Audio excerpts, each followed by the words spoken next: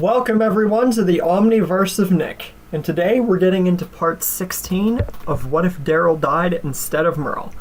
But before we get into the tale itself, please remember, before the video begins, to smash that like button and subscribe to the Omniverse of Nick so you can help this channel grow, get better stories, content, intros, outros, you name it.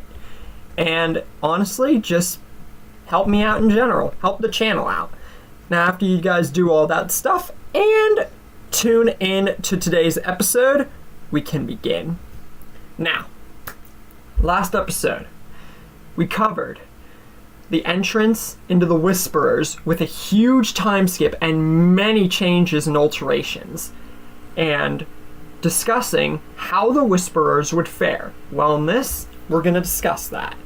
Now, the Whisperers, how do they make an impact? Well, it begins slowly, not apart from the radio tower like before, under much different circumstances, obviously. They begin to come in hordes, but only walkers, with a few Whisperers, not really, but at first it's just walkers. And Aaron even admits, even though they get through it, this was all too odd for a horde to randomly appear, and more than one. And then the kingdom gets hit with the same effect, except this time, this is where the Whisperers make themselves known. And, unfortunately, they don't get out of it without consequences this time, unlike Alexandria.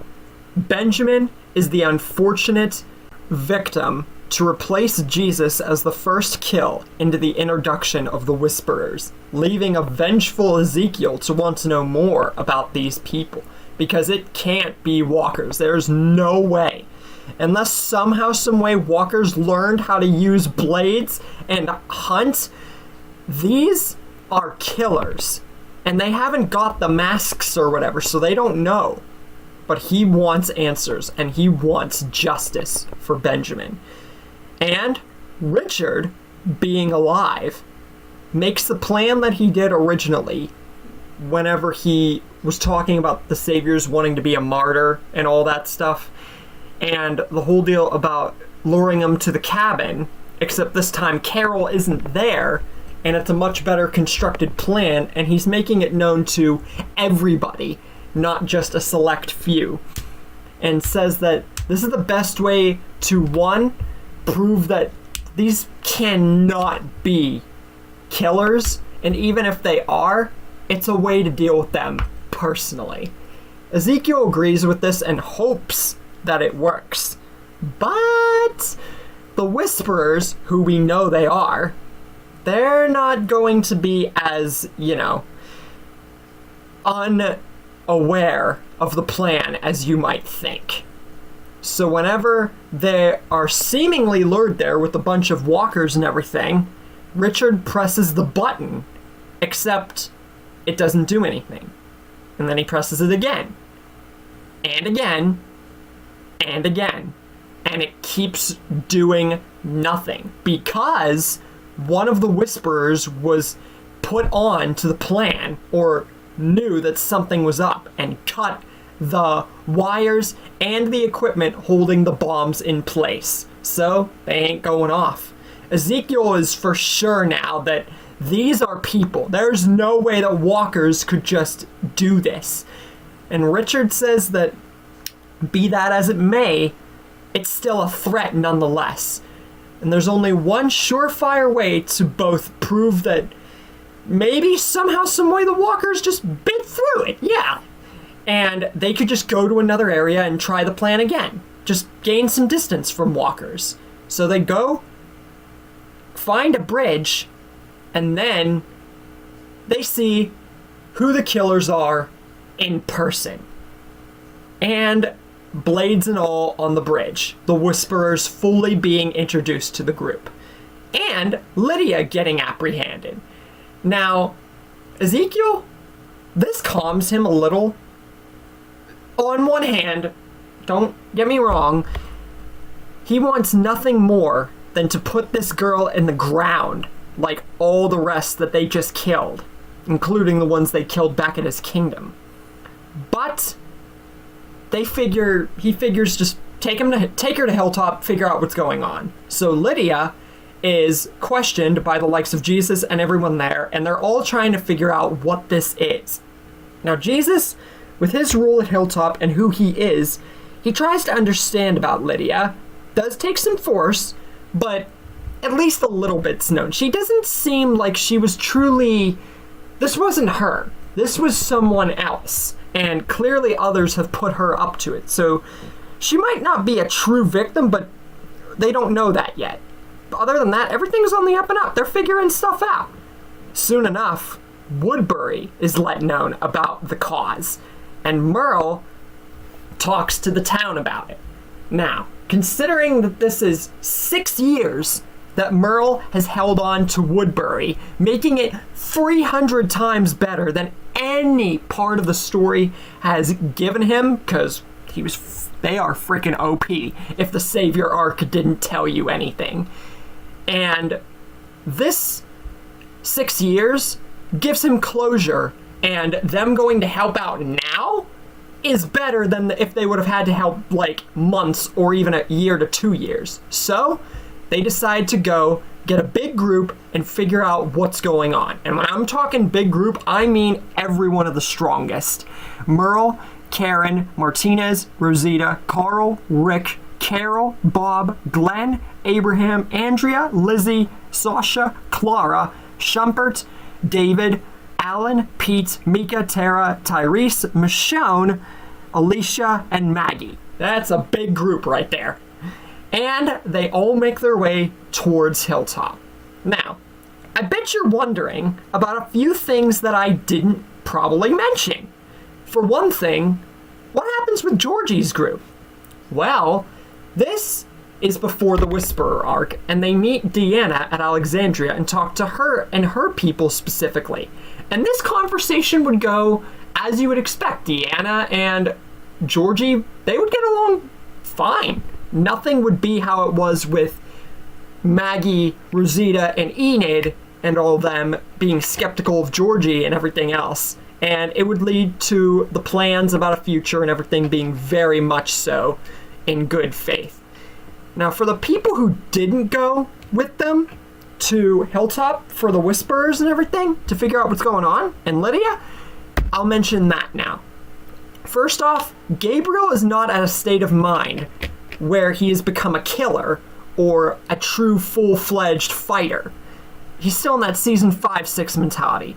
Beth and Zach didn't go because of Herschel and his ever-growing old age. Because by this point, we saw that his actor was old enough, before his actor unfortunately passed away, was still alive around season 9's point. So he'd still be alive here, but more old age. By the way, 2 Herschels. Get it?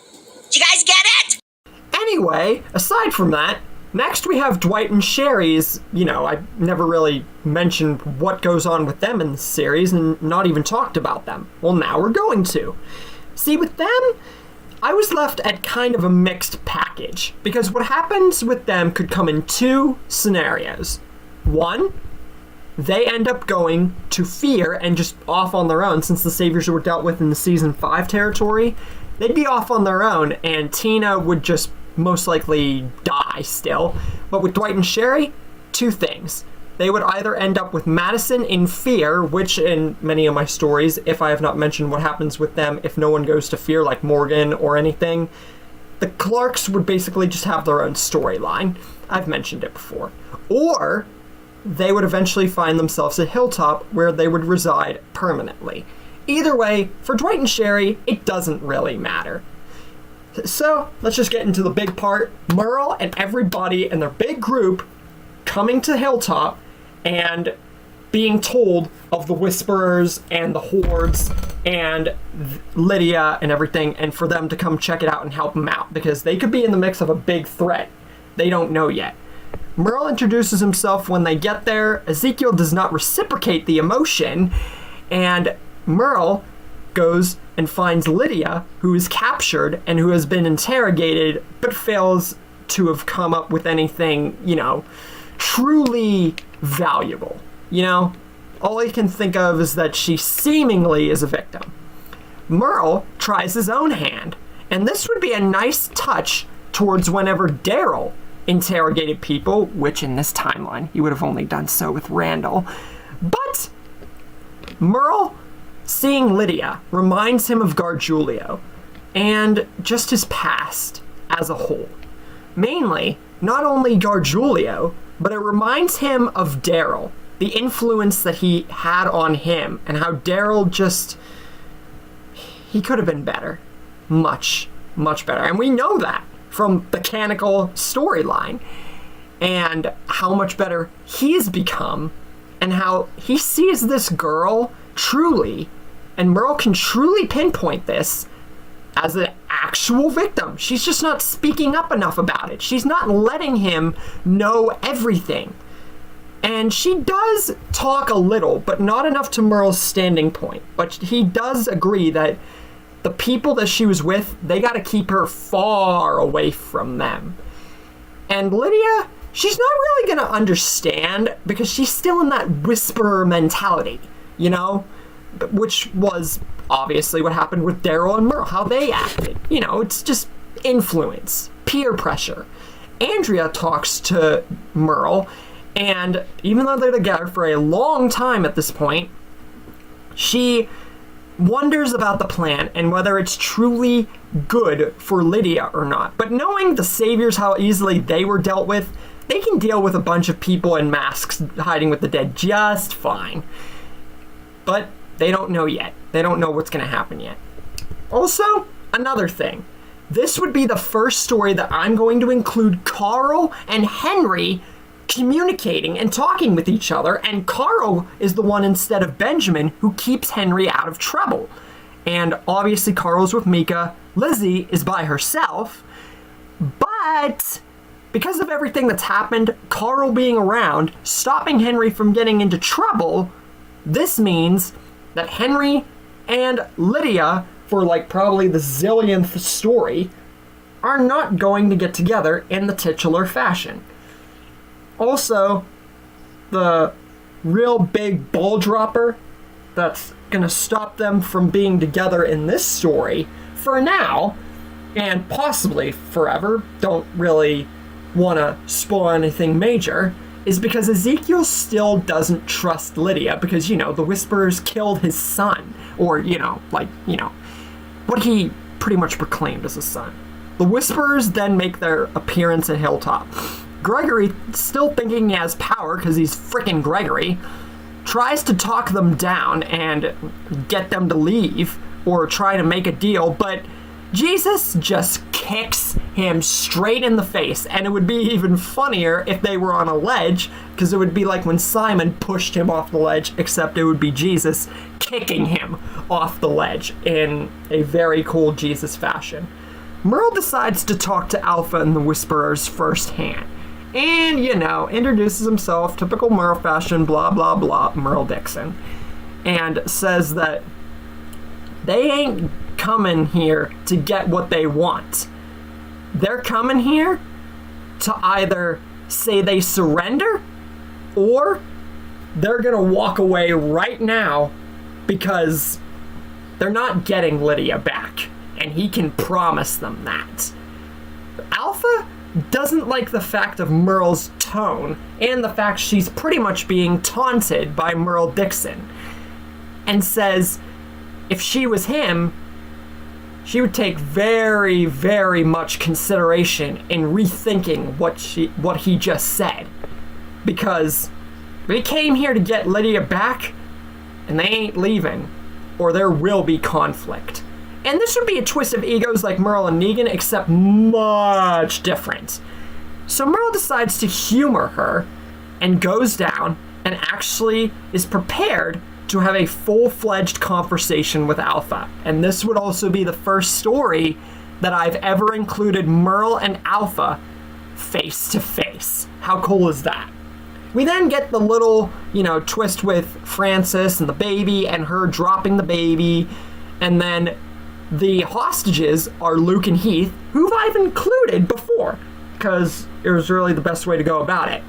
Merle then groans, rolls his eyes, and then within the flick of a switch, he turns serious and points his gun directly at Alpha at the gates and says, "They better cut their people loose right now, or there's going to be problems." He's not one for Alpha and her people to trifle with, and they're not getting Lydia back. Alpha is just kind of getting a little bit annoyed at this point and threatens to kill them both and storm in and get Lydia by force. Now Merle's lost patience. He, in a flick of a few seconds, mind you, uses his sword hand and slices the hilltop gate straight down the middle, pretty much destroying the opening of the gate. And then he kicks Alpha so hard it flings her back onto the ground. And then Merle looks straight into the eyes of Alpha down at her and says, he told her to leave or they're going to make them leave. And that's literally what it's coming down to right now. But then the Whisperers start to surround Merle at all ends and get Alpha back up on her feet, which she just gets up by herself because it's Alpha, with shotgun now in hand. Now showing, things are getting a little bit escalated. Alpha says to Merle, straight to his face now, that playtime is over. No more back and forth. This is how it's gonna be, or bad things happen. Lydia, or people are gonna die. Merle just looks down for a second, starting to get angry, like really angry, and then smirks, which throws Alpha completely off her game, because not often does she get thrown off her game, because, you know, she's crazy enough, and demands to know what could possibly be so funny that Merle is smirking right now when their people are being threatened and everything that's just happened. Merle just simply says she reminds him of a certain group that they dealt with 6 years ago, and how poorly it went for them thinking they owned everything. And Alpha reminds Merle sort of himself and of every person they've ever come across who thought the world was theirs. Alpha, losing all sorts of patience, ready to storm Hilltop, asks in one final little part of her patience left what that is. Merle, furiously eyed, stares straight in her eyes and says, "You're messing with the wrong people, which is your last mistake." And then yells fire at the top of his lungs. Every remnant at Hilltop, including his vast army, fires their guns, rescuing Luke and Heath and killing every Whisperer and Walker in the vicinity. Alpha tries to get her mask back on and flee the scene to try and get either with the few Whisperers that are around her that might be alive, or find Walkers to hide herself in, but promptly gets kneed in the face by Merle, and then within a few very short seconds, multiple slashes. I'm talking left, right, up, down, slashes. Every bit, where, everywhere. Basically like Trunks and Mecha Frieza, Merle kills Alpha. Now how did Merle manage to do a Trunks maneuver and do that to Alpha? It's a human. Well, it all has to do with Merle having over 7 years of experience and training with the sword hand and utilizing it like, you know, Gohan did with the Z sword.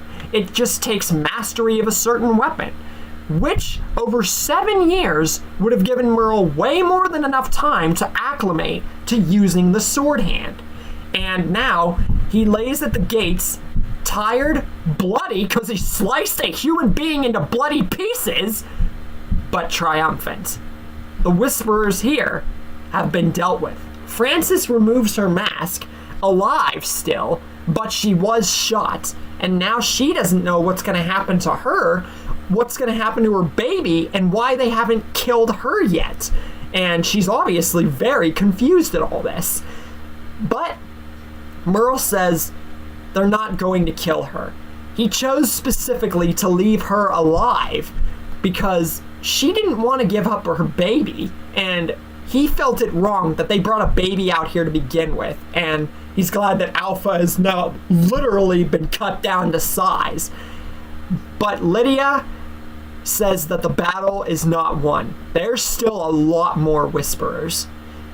Her mom's second-in-command, Beta, along with their entire horde of over thousands, including the rest of their Whisperer army, are still at their camp. And once they find out that Alpha's not coming back, along with several of their men, Beta will be coming with a vengeance. And this is just like the end of the Savior arc, except it's gonna play a lot differently because of obvious reasons. Spin-off. And Francis backs up Lydia on this, saying that they need to think of something or they're going to lose their communities. And now, at this point, everybody knows that it's time to take things, like, seriously. More serious than the Saviors. And Andrea and Michonne ask Merle what the plan is. And Merle, he should have known that there was a catch. A battle is never that easy. And he says that he has a plan, but it might take a little bit for people to get him on the plan and for them to trust him enough to go along with it, even after being a leader for so long. They might not want to go along with this directly. Now, what is this plan that Merle has? Is it something that he somehow thought of a long time ago regarding, like, a certain group or even one of their own? Or is it something that's just making Merle make the plan more dramatic than it needs to be? Find out next time, because you definitely are not going to want to miss it. You guys didn't think this was the end of the video, did you? Well, the Omniverse of Nick has a new feature. A sneak peek at what's next to arrive.